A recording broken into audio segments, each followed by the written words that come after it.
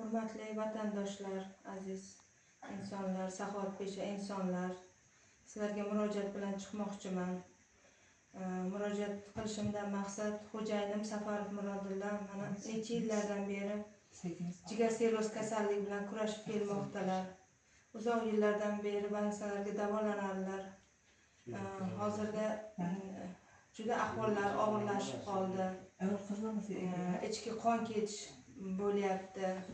Oldin har 3 oyda больницaga yozsalar, hozir 2 oyda, 1 oyda tez ichki qon ketish bilan qon qusib, mana shu tashxis bilan больницaga yotibdilar. Hozirda bizlar областной больницadamiz, Qashqadaryo viloyat obl больницada davolanyapmiz. Sizlardan iltimos, Alloh roziligi uchun xo'jayinimga mablag' jihatdan yordam berishlaringizni so'raymiz.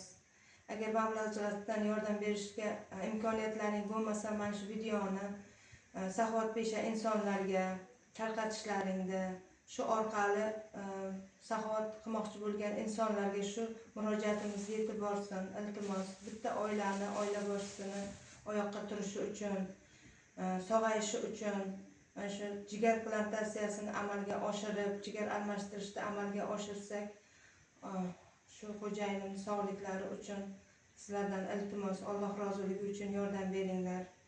Agar ishonmasalaring mana kelib ko'ringlar. Xo'jayinim 2017-yildan beri mana shu dard bilan kurashib kelyaptilar.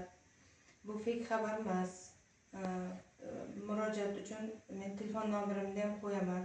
Kerak bo'lsa 95lik 474 81 86 xohlasalar telefon qilib so'ranglar. Bu video